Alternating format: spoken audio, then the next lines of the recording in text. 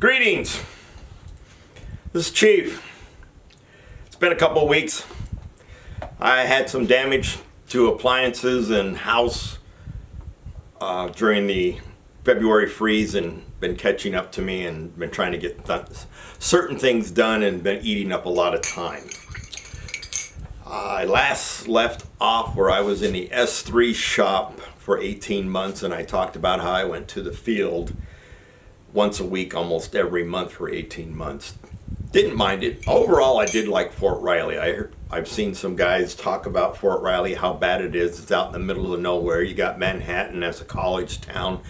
That's where I lived while I was there. I lived off base, and they are right. Junction City is a cesspool. It was a cesspool back there in the early 90s when I was there. So today I'm going to talk about NTC. Went on a NTC rotation with one of the brigades of the 1st Infantry Division. NTC is a National Training Center out at Fort Irwin, California. And I went with my favorite captain. And we also took another captain, and he brought along one of his soldiers, and that was the Bravo Company commander. And when I became a warrant officer, I would run again with this captain when he was in charge of a battalion when I was over in Germany, or not Germany, but over in South Korea. So I'll see this guy again. Due to a miscommunication between the two captains, I guess date of rank, the Bravo Company commander was the overall commander while we were out there. And he either suggested or told my captain that even though we had a cargo Humvee, that we probably should not take the cover for the cab. So we didn't. So what a mistake that was. Anybody that's been to NTC, you're in the desert almost. And if anybody has seen the desert rats, or even the old Rat Patrol series, or even any kind of movie where you're driving through the desert and you got a scarf across your face and you got your goggles, and when you take that off, wherever you have skin exposed to the elements, you had a permanent sand shadow, I guess you want to call it. That's what we had while we were out there. Well, we got there, train arrived with our equipment, drove our equipment off the train. You spend about a good week before you go out to the field in what they call the box. The box is just a bunch of overhead covers for you to pitch your tent underneath them. And then they got these long latrines and showers at either end or separate buildings. I can't remember. It's been a long time since I've been there. It's probably changed over the year. So yeah, you got these lovely covers overhead, but if anybody knows anything about weather, rain does not just come straight down. Wind, however, blows the rain, so sometimes it'll come down at an angle and sometimes it'll come down with good force. Yes, we're out in the middle of the desert. Yes, it does rain occasionally. And yes, the wind does blow. But when the wind blows, yeah, even sitting inside your tent, you're still miserable. I don't remember much wind except to when we finally got out to the field. And as I said, we were liaison once again to a brigade. The MI battalion did not send very much. They sent like a platoon equivalent of some equipment for the brigade to play with. And we never saw those guys. They always reported to us, and we had to report, of course, to the tent. As I said last time, sergeant majors like to walk around, and when they find enlisted bodies that they think belong to them, they want to put them to use. Our two captains argued up and down that I was a sergeant, and the other Bravo Company soldier, he was a specialist. Well, one of the sergeant majors walked around and found that there were two captains with two enlisted soldiers. I need your soldiers for guard duty. our captains are like, we are a liaison mission to the brigade. We need these soldiers. They sit out here. We sit inside the tent. They don't interact with all the other officers and personnel like that. They stay outside of that command tent, the TOC, the Tactical Operations Center. They don't go inside their sergeant major, so they're busy out here. I don't care. We finally, or the two captains finally got the sergeant major to talk down to, I think, 2 1-hour shifts. So we each shared one, or shared a shift. We each had a shift of 1 hour. So, of course, playing out in the desert, you move around a lot. So at one of the stops we made, there are OCs, Operational Command, or something like that. I think that's what they're called. I bumped into a captain who, I was on my guard duty and had a radio. No, I had a TA-312, I think. Nobody answered it. I had a captain who was a controller, that's it, operational controller. So he came driving up. He says, Sergeant, you need to move your position. At first he asked me what I was doing out there. I said, this is my guard post, sir. I was guarding a road, and down the road, and it curved, and there was like, we were kind of like in a canyon or a depression. So had steep terrain on both sides, and the road was all curvy, and the sergeant major was the one that had put me out there, or that's where the position was, so we at least knew where to go. So this captain drives up and he tells me, Sergeant, you need to move your position. I said, well, I can't do that, sir.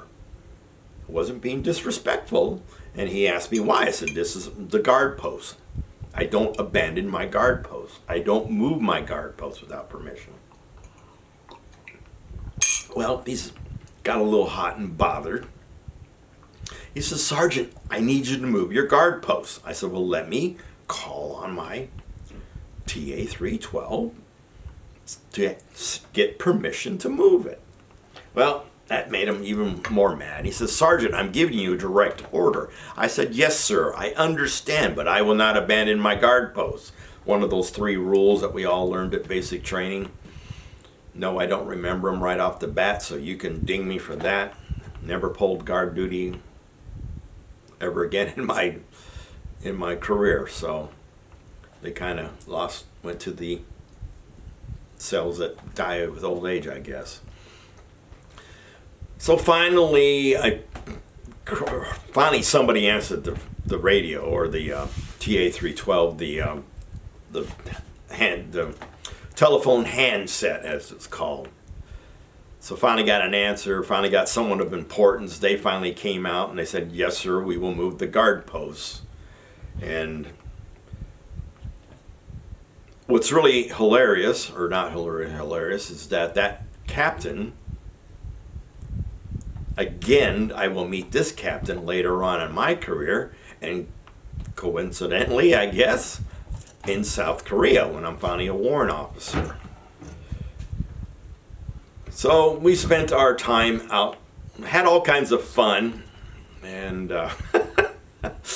like I said, I had described, I had my cargo Humvee, so I had my 2 radios. We were more concerned about the one that could send and receive. We kept the one that received only off, especially when we were in convoy. And of course, since we were a detachment or a liaison to the TOC, or to the brigade, our position in the convoy was behind all the brigade vehicles, to include some of their 577s, which is a tracked command post, because they're tall enough to stand in, and then they got a vestibule, as it's called, a tent extension, and you put all those together and you create a TOC. So, like I said, rat patrol, dust everywhere. And with no cover, the sun is beating on our radio, where me and the captain, we put a towel on top of the radio and kept putting water on the towel. That's how, and that probably about every 15 minutes. That's how fast the water was evaporating, due to the heat of the radio being on and due to the heat of the sun beating on it. That was the only way we could keep that thing alive. because once we got to a position, I would set up the camouflage and at least give it some shade. A couple of incidences out there.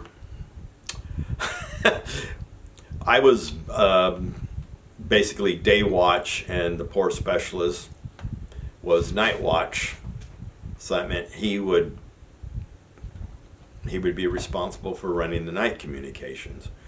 Well, somehow it got reversed. I ended up with the Bravo Company commander, and I was trying to sleep at night, and the Bravo commander was trying to stay awake because he was talking to the other captain who was in the talk, because they were having a big briefing that night for some odd reason. I can't remember what the specialist was.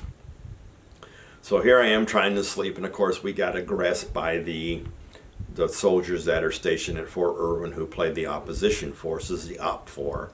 So we got aggressed, and I heard the blanks going off, people shooting M16s, and with the muzzle blockers and stuff like that. I am a loss for words today. And so all of a sudden I hear, "Sergeant." "Yes, Captain." Can you get out and guard me, because I only have a pistol and I'm also on the radio?" "Yes, sir." So it's middle of the night out in the desert, and if anybody knows anything about the desert, it's pretty cold. My mom had a hard time understanding that. She says, "How is the desert?" I said, "Cold at night and warm and too hot in the daytime." She goes, "Why is it cold at night?" I said, "Sand does not retain heat." She's like, "Oh." She was still puzzled. So I leaped out of my fart sack, which is the sleeping bag as we called it back then. This is before we got the new system, which I'll get later on in my career. So I leap out of my fart sack. I sleep in t-shirt and boxer shorts. So I threw my boots on with no socks, threw on my battle gear, because I have to have my miles equipment on, and leaped out between the two vehicles. And the captain said, "Are you guarding me, Sergeant?" I go, "Yes, sir." And about the time I got out there, all the ruckus was over with. The opposition forces had retreated. We got a report that they were mad the next day because nobody really aggressed them or tried to prevent them from attacking. They were really upset that we didn't show that much opposition to them. Another incident, everybody's harping on General Honore. General Honore was the one that stepped up and took over when the Katrina hurricane devastated Louisiana, because General Honore is a good old Louisiana boy, as they say. You're from that state. Another coincidence, General Honore I will meet again in South Korea as my divisional commander. And I had to talk to him one day. And we'll get to that when I become a warrant officer. And anybody knows General Honore, he's always got this big cigar in his mouth. If it's inside, it's not lit. Well, one day, since it was kind of a down day, we set up the talk. They had the tent city going. And this is where I learned that some colonels you don't mess with. And like I said, for some reason, I was sitting inside the brigade talk. I don't know why. I guess to give the captains a break, a rest, because there was nothing going on. So everybody was just doing minimal manning. So in walks Colonel Honore at that time, and he's got his flak vest on, and he's got his battle gear over that, but he's got the flak vest wide open, and his belt buckle is on his military equipment is not buckled. He comes down, he's got the cigar in his mouth, and this is back in the day when they had tables where they would use acetate to draw out the maps and the plans, and then they would make little pieces sometimes, or sometimes on the acetate itself they would draw where the units were located on the battlefield, and then of course there's pens and there's paper, or not paper, but there's all kinds of material sitting on the table that probably shouldn't be there half the time. And so he comes in, he sits back all nonchalant, and he's looking at his battle table, and he screams out, "Artie!" And some young lieutenant, yes, sir.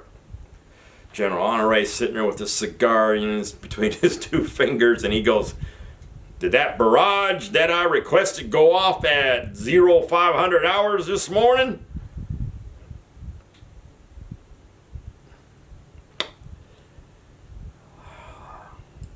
Lieutenant response is, no, sir. I canceled it. There was a loud crash in the talk. As I said, Colonel Honore sitting back, just observing, kind of relaxed. And like I said, we got this big old flat table and a board where all the units are at. A foot comes up, that table jumps. Young lieutenant, you better get your captain or whoever's in charge of you and get him over to this talk and have him explain to me why a young lieutenant canceled my artillery barrage. Talk was dead silent. I got relieved, so to speak, by one of the captains. And just as I walked out of the talk, and we were parked on the other side of the tent because the entrance is over there, it was time for breakfast. So I pulled out my MRE for breakfast, and just as I'm pulling out my MRE, I'm like looking over and running across and running through vehicles and running through our perimeter, headed for the talk entrance, is a person dressed all in black and carrying an M16. Nobody stopped this guy. He made it all the way into the talk and fired off a few rounds before somebody inside must have shot him. So good thing I wasn't on guard duty that morning. I don't know if anybody caught any heck for that or not. But that was two good stories. Like I said, it's real funny that 3 officers one officer I go with and 2 officers I meet. Years later, I will meet them again as I am a CW2, Chief Warrant Officer 2 in South Korea. That's all I got for this week. I will probably have a couple more stories from NTC. At least I think I do. I know I got a couple more stories while I'm still in the S3 shop. So this is Chief out. Remember, freedom is not free. Thank a vet, hug a vet, and if you're married to a vet, kiss a vet. And if you're serving, I appreciate your service, just like everybody appreciates my former service. But like the Marines say, there's no such thing as an ex-Marine. As far as I'm concerned, I'm still in the Army. I miss it being on active duty, but oh well.